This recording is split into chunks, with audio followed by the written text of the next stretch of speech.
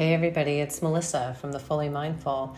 It's been a little bit since I shared a meditation with you, and these last episodes and a new episode coming out with some interviews, we're talking a lot about impermanence, but we're also talking about not ignoring the things that are actually happening in our lives, sort of appreciating the fullness of our lives. And I think there's a myth among meditation circles, or maybe people who feel differently about meditation, but meditation is not about having or achieving no mind or no thoughts or no feelings.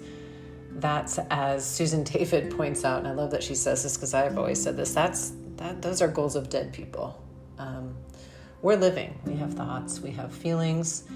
And I just came across this new book when I was up in Washington camping and having a great time with my family at this wonderful little bookstore in Leavenworth. And the book is called The Dictionary of Obscure Sorrows. Sorry, that's The Dictionary of Obscure Sorrows. And in it, he goes through and kind of puts together these beautiful words and descriptions of the words and explanations of the words that talk about feelings that we have all felt, but for which there have not yet been any words. And he talks about this, I'll just quote it. He says, "This is not a book about sadness, at least not in the modern sense of the word. The word sadness originally meant fullness, from the same Latin root, satis, that also gave us sated in satisfaction. Not so long ago, to be sad meant you were filled to the brim with some intensity of experience. It wasn't just a malfunction in the joy machine. It was a state of awareness, setting the focus to infinity and taking it all in, joy and grief all at once."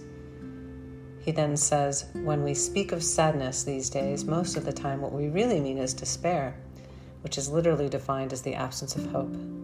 But true sadness is actually the opposite, an exuberant upwelling that reminds you how fleeting and mysterious and open-ended life can be." So with that, and the title of this podcast and my practice is The Fully Mindful, and that's what I'd like to do and suggest to you that is the practice, is to be fully mindful.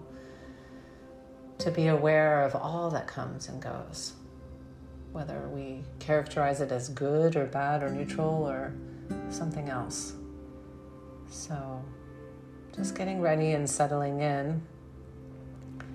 Sit and know you're sitting. Finding that comfortable upright position. And just gently allowing your eyes to close, or maybe keeping them at half-mast. We can start with a few deep breaths. Just breathing in and breathing out. Breathing in,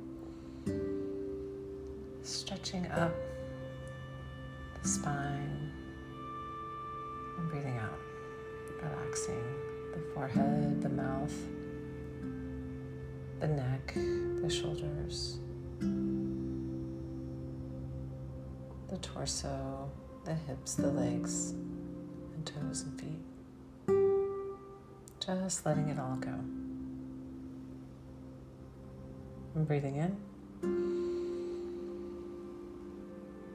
And breathing out again. Letting the shoulders drop, letting any tension or tightness in the body go. Allowing your muscles in your face and head to soften and relax, and just letting go of any unnecessary tension. Just setting us up for a good mindfulness practice today. And again, just set the intention not to react to anything with any sort of longing or aversion, just being with it, whatever comes is there. Acknowledging it, not pushing it away, not trying to grasp onto anything either. Just letting things be, coming and going. Just setting that intention for this practice.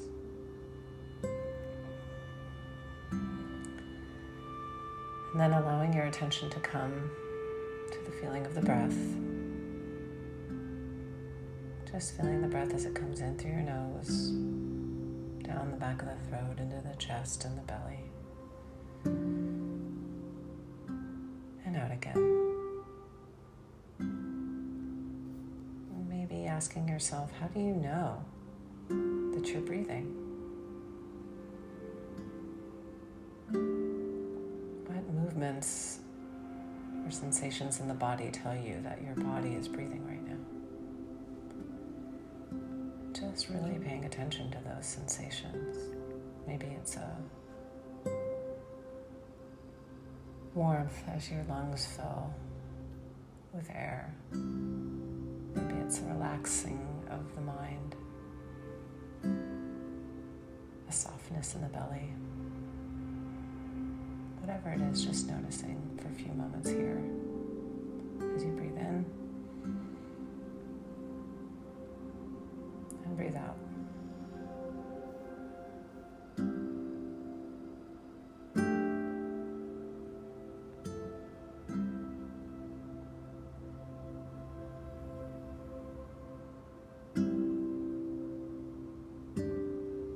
You may notice yourself thinking or maybe feeling something. You just acknowledge it. Just notice the thought or the feeling. And bring your attention back to the breath. And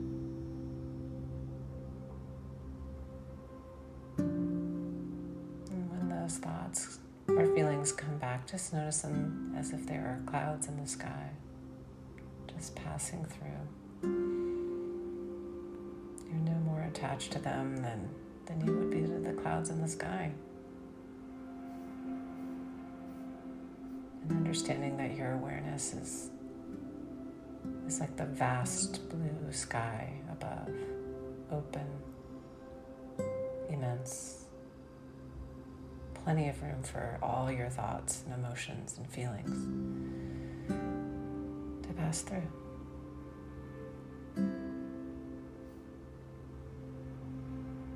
Anytime that you notice a thought or a feeling, maybe it's, oh, it's not very quiet in here, or I wish I could stop my thinking, or oh, I've got an itch. Whatever it is, just notice it, no judgment. And it goes on by another cloud in the sky. You can think this thought will pass, this feeling will pass. I see it, I acknowledge it, I honor it, but it's temporary, it's impermanent.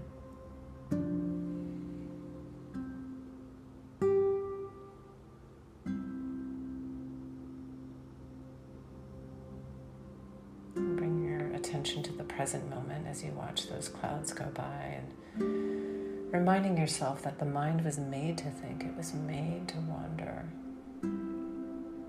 It's the beauty of life. It's not doing anything wrong. You're not doing meditation wrong. You're not a bad meditator. You're just doing what the mind does, what it does. And seeing if you can notice that, and maybe putting a hand to the heart and saying, right now, this is how it is. It's just like this.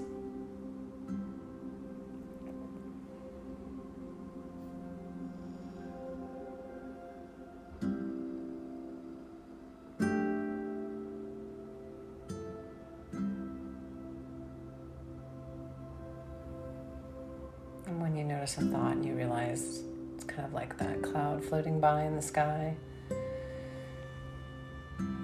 see if you can maybe ask yourself, what is this awareness? Kind of appreciating that you are the thinker of the thought.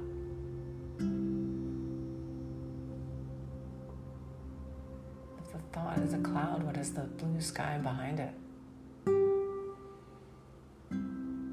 What is this awareness on which thoughts appear and rise. And just opening to and feeling that open space of awareness. And just sit with this for a few moments.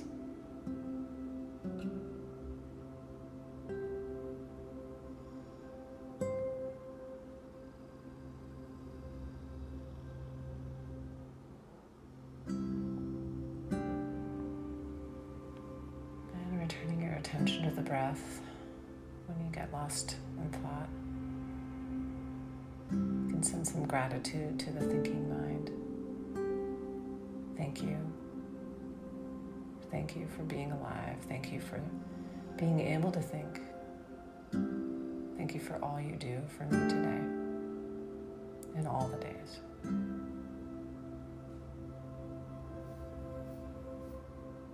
And then just breathing this in and breathing it out.